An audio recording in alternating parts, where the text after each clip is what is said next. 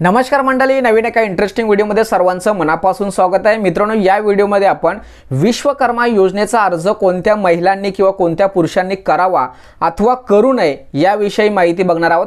तसेच विश्वकर्मा योजनेनंतर तुम्हाला काय बेनिफिट मिळणार आहे किंवा विश्वकर्मा योजनेचा फॉर्म भरण्यासाठी कोणकोणते कागदपत्र लागणार आहेत, विश्वकर्मा योजनेचा फॉर्म भरल्यानंतर पुढची प्रोसेस काय असणार आहे याविषयी संपूर्ण डिटेलमध्ये माहिती जाणून घेणार आहोत। व्हिडिओला सुरुवात करण्यापूर्वी चॅनलवरती जर नवीन असाल तर कृपा करा चॅनलला सबस्क्राइब करा। अशाच महत्त्वपूर्ण अपडेट या चॅनलवरती येत असतात। चला तर मित्रांनो, व्हिडिओला सुरुवात करूया। तर मित्रांनो, विश्वकर्मा योजनेचा अर्ज तुम्हाला भरायचा असेल तर सर्वात महत्त्वाचा विषय म्हणजे तुमच्याकडे विश्वकर्मा योजनेसाठी कोणकोणते व्यवसाय पात्र आहेत यांची लिस्ट तुमच्याकडे असलं पाहिजे।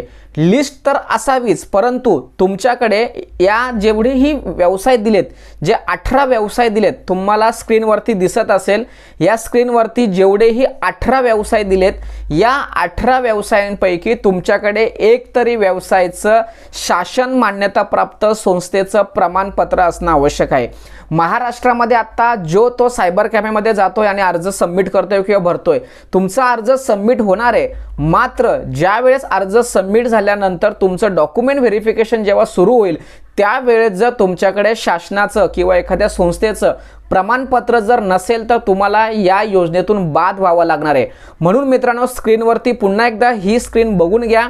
स्क्रीनवरती जेवढेही 18 व्यवसाय आहेत त्या व्यवसायांपैकी तुमच्याकडे एक प्रमाणपत्र असणं आवश्यक आहे, तरच तुम्ही अर्ज करू शकता, अन्यथा अर्ज करू शकत नाही। हा सर्वात महत्त्वाचा विषय। त्यानंतर तुमच्याकडे डॉक्युमेंट्स कोणकोणते पाहिजे, सर्वात महत्त्वाचं व्यवसायाच्या प्रमाणपत्रासंदर्भात प्रशिक्षण घेतल्या संदर्भात एक प्रमाणपत्र असणं आवश्यक आहे। तुमचं आधार कार्ड असणं आवश्यक आहे, बँकेचा पासबुक, उत्पन्नाचा दाखला, जातीचा दाखला, त्यानंतर रेशन कार्ड इत्यादी कागदपत्र तुमच्याकडे असणं आवश्यक आहे। 140 प्रकारच्या जातीचा पुरुष किंवा महिला या योजनेसाठी पात्र असणार आहेत, त्यामुळे जातीचा दाखला सर्वात महत्त्वाचा आहे। उत्पन्नाचा दाखला सुद्धा तुमच्याकडे असलं पाहिजे। जर उत्पन्न तुमचं 2.5 लाखापेक्षा कमी असेल तरच तुम्हाला या योजनेचा बेनिफिट मिळणार आहे, अन्यथा बेनिफिट मिळणार नाहीये।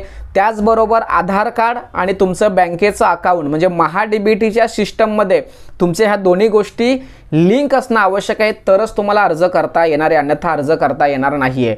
या सर्व गोष्टींचा विचार केल्यानंतर मित्रांनो, तुम्हाला कळत असेल की तुम्ही या योजनेसाठी पात्र आहात किंवा नाही। तुमच्याकडे प्रमाणपत्र जर नसेल तर अर्ज करू नका।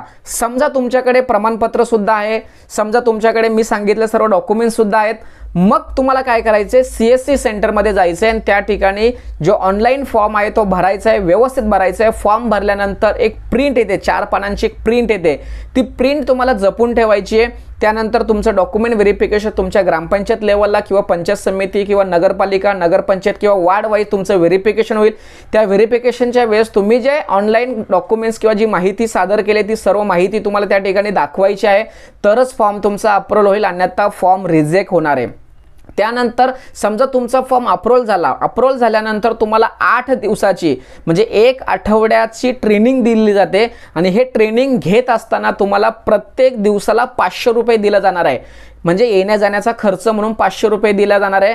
ट्रेनिंग पूर्ण झाल्यानंतर त्यांच्याकडून पुन्हा तुम्हाला एक सर्टिफिकेट येणार आहे। सर्टिफिकेट आल्यानंतर ID कार्ड येणार आहे आणि या सर्टिफिकेटच्या बरोबर तुम्हाला 15 ते 20 हजार रुपये किट घेण्यासाठी, समजा तुमचा जो व्यवसाय असेल, समजा शिलाई मशीन असेल तर अशा महिलांना ती शिलाई मशीन घेण्यासाठी 15 ते 20 हजार रुपये टूल किट म्हणून तुम्हाला पैसे दिले जाणार आहे। त्यानंतर तुम्हाला व्यवसाय सुरू करायचा आहे। व्यवसाय सुरू करत असताना तुमचा व्यवसाय वाढवायचा असेल तर यासाठी तुम्हाला 1 लाख रुपये बिन हमी म्हणजे कोणत्याही प्रकारची गॅरंटी न देता तुम्हाला 1 लाखापर्यंत लोन मिळणार आहे। 1 लाखापर्यंत लोन मिळाल्यानंतर तो व्यवस्थित तुम्ही जर भरला किंवा फेडला तर पुढे तुम्हाला 2 लाखापर्यंत लोन मिळणार आहे। अशा पद्धतीने विश्वकर्मा योजना चालणार आहे मित्रांनो।